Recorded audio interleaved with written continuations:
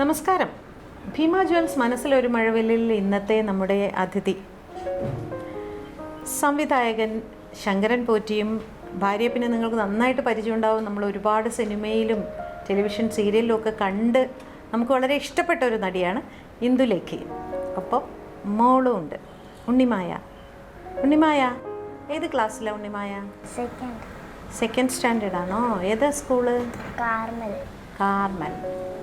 പഠിക്കാൻ ഇഷ്ടമാണോ അതോ അമ്മയെ പോലെ അഭിനയിക്കാനാണോ ഇഷ്ടം? അഭിനയിക്കാൻ ഇഷ്ടമാണോ? ഇഷ്ടമാണ്. ഡാൻസ് കളിക്കുമോ? ആണോ? ഡാൻസ് പഠിക്കുന്നുണ്ടോ? എത്ര കൊല്ലമായി പഠിക്കുന്നുണ്ട്? 2 വർഷം. 2 വർഷമായിട്ട് പഠിക്കുന്നുണ്ടോ? സ്കൂളിലൊക്കെ ഡാൻസ് കളിക്കാറുണ്ടോ? അതെയോ? മേടിക്ക്. നന്നായിട്ട് പഠിക്കണം കേട്ടോ. ശങ്കരൻ പോറ്റി. എനിക്ക് ശങ്കരൻ പോറ്റി എന്നൊന്നും പറയാനൊന്നും വയ്യ. ശങ്കരൻ എന്ന് പറഞ്ഞാൽ എന്താ കുഴപ്പം? കുറേ കാലങ്ങൾക്ക് ശേഷമല്ലേ നമ്മളിന്ന് കാണുന്നത്? അല്ലേ? വല്ലാത്ത മാറ്റം.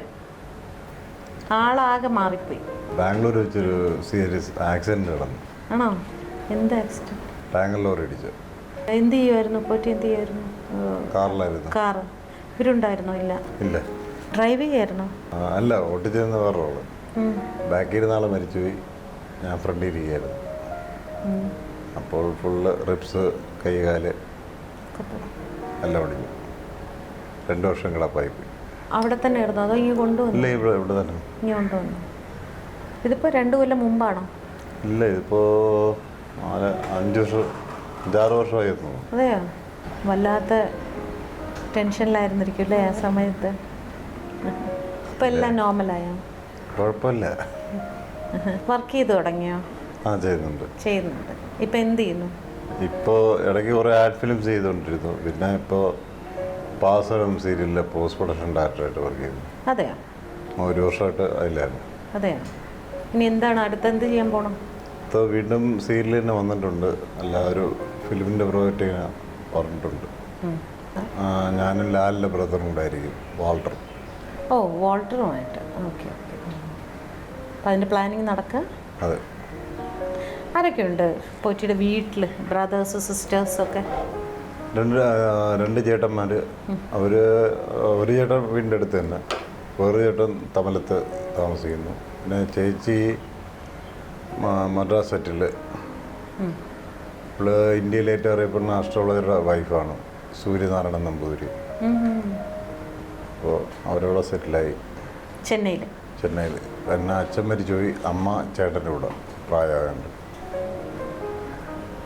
വീട്ടിൽ നമ്മൾ 3 പേരേ ഉള്ളൂ. നിങ്ങൾ 3 പേര്. ഇന്ദുവിൻ്റെ വീട്ടിൽ ആരൊക്കെയുണ്ട്? എൻ്റെ വീട്ടിൽ അച്ഛൻ, അമ്മ, ഒരു ചേട്ടൻ. സിസ്റ്റേഴ്സ് ഒന്നും ഇല്ല, 2 പേര്. സ്വദേശം എവിടെയാണ് ശരിക്കും? എറണാകുളം. പോറ്റിയുടെയും സ്ഥലം? ഇല്ല, കൊട്ടാരക്കര. ആക്ച്വലി ഫീൽഡിൽ ഡയറക്ഷൻ തന്നെയാണോ ഉദ്ദേശിച്ച് വന്നത്? അതെ. ആണോ? ആരുടെ കൂടെ എങ്കിലും അസിസ്റ്റൻ്റായിട്ട്? ഞാൻ ആദ്യം വർക്ക് ചെയ്ത് വിജയകൃഷ്ണൻ. ആ, പിന്നെ അതേത് മൂവിയായിരുന്നു? മൂവിയുണ്ട്, സീരിയലും ഉണ്ടായിരുന്നു അന്നത്തെ ദിവസം. കഥാസംഗമം, ചമയം, പിന്നെ മൂവി മാന്ത്രികൻ്റെ പ്രാവ്, അങ്ങനെ കുറേ. പിന്നെ പുള്ളി കുറേ ഡോക്യുമെൻ്ററി. പിന്നെ അതൊക്കെ വർക്ക് ചെയ്തു. അനിയൻ്റെ കൂടെ കാവടിയാട്ടം വർക്ക് ചെയ്തു.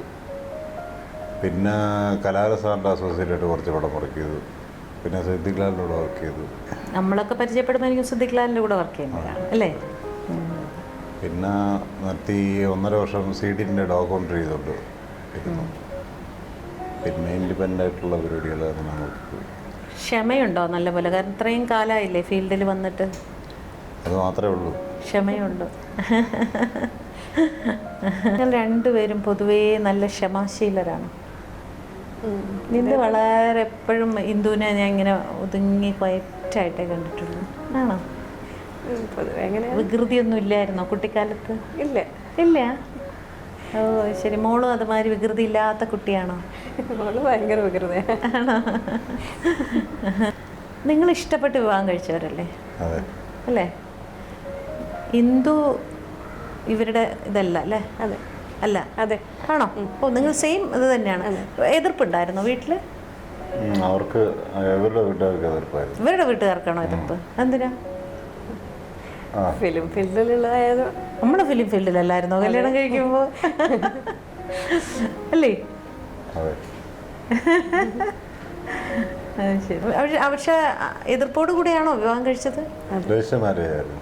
ആണോ? ഇപ്പൊ കോംപ്രമൈസ് ആയി, എല്ലാം ശരിയായി. ഈ ആക്സിഡന്റ് ഒക്കെ ആയ സമയത്ത് അവരുടെയൊക്കെ സപ്പോർട്ട് ഉണ്ടായിരുന്നു. ആ സമയത്ത് ശരിക്കും എങ്ങനെയാ ഇന്ദുവിനെ അങ്ങനെ അങ്ങോട്ട് പിടിച്ചു നിൽക്കാൻ പറ്റിയത്? വളരെ ഒരു ഒതുങ്ങിയ ഒരു പാവം കുട്ടിയില്ല, അങ്ങനെ അങ്ങോട്ട് തൻ്റെ ഇടത്തോടുകൂടെ കാര്യം ചെയ്യാനൊന്നും സിറ്റുവേഷൻ വരുമ്പോൾ നമ്മൾ അങ്ങനെ ആയിപ്പോ. ഈ കല്യാണം കഴിഞ്ഞിട്ട് പിന്നെ അഭിനയം നിർത്തിയില്ലേ? ഇല്ല, നിർത്തിയിരുന്നില്ല. കുറച്ചൊരു ഗ്യാപ്പ് വന്നില്ലായിരുന്നു? പഠിത്തവും കണ്ടിന്യൂ ചെയ്യായിരുന്നു. എന്തിനു പഠിക്കായിരുന്നു? അന്നും ബികോം കഴിഞ്ഞ ഉടനെ ആയിരുന്നു കല്യാണം. അത് കഴിഞ്ഞ് MCOM ചെയ്തു. ഇപ്പോൾ MBA കംപ്ലീറ്റ് ചെയ്തു. ജോലിയുണ്ട്. ഇപ്പോൾ യോഗക്ഷേമം ഗ്രൂപ്പ് എന്ന് പറഞ്ഞൊരു നോൺ ബാങ്കിങ് ഫിനാൻസ് കമ്പനിയിൽ വർക്ക് ചെയ്യണം. അതിന് മുമ്പ് വേറെ ബാങ്ക് HDFC ബാങ്കിൽ. ഇത്രയും പാവപ്പെട്ട ഒരു ഒതുങ്ങിയ കുട്ടിക്ക് എങ്ങനെയാണ് ഫിലിം ഇൻഡസ്ട്രിയിൽ വരാനുള്ള ഒരു ഇൻട്രസ്റ്റ് ഉണ്ടായത്? ചെറുപ്പം മുതലേ ഡാൻസ് പഠിക്കുന്നുണ്ടായിരുന്നു. അപ്പോൾ അങ്ങനെ എൻ്റെ ഡാൻസ് പഠിപ്പിക്കുന്ന മാഷിൻ്റെ അടുത്ത് ഒരാളിങ്ങനെ ചോദിച്ചു, ഒരു സീരിയൽ അഭിനയിക്കാൻ ഒരു കുട്ടിയെ വേണം എന്ന് പറഞ്ഞു. അപ്പോൾ ഒന്ന് ട്രൈ ചെയ്ത് നോക്കാമെന്ന് വിചാരിച്ചു. അങ്ങനെ ഒരെണ്ണം ചെയ്തു. പിന്നെ അവിടെ നിന്ന് ഇങ്ങനെ പരിചയപ്പെട്ട് ഓരോരുത്തരെ വിളിച്ചു. നമ്മളെപ്പോലെ ഒരാൾക്ക് പറ്റിയതാണ് ഫീൽഡ് എന്ന് തോന്നിയിരുന്നു അന്ന്? ഇതിനകത്ത് എപ്പോഴും ഇങ്ങനെ ഒരുപാട് അങ്ങോട്ട് വളരെ ആക്റ്റീവായിട്ടുള്ള കുട്ടികളും അതുപോലെ അല്ലേ, കുറച്ച് ഇടിച്ചു കയറുന്ന ഒരു ടൈപ്പൊക്കെ. അങ്ങനെ ഇതിലേക്ക് തന്നെ വരണം എന്നങ്ങനെ വിചാരിച്ചിരുന്നില്ല. കിട്ടുന്ന ഓഫർ നല്ലതാണെങ്കിൽ എടുക്കും. അങ്ങനെ പഠിത്തവും ഇത് എല്ലാം കൂടെ ഒന്നിച്ച് കൊണ്ടുവരുന്നതുകൊണ്ട് അങ്ങനെ ഒരു തോന്നിയില്ല. എങ്ങനെ പരിചയപ്പെടുന്നത്?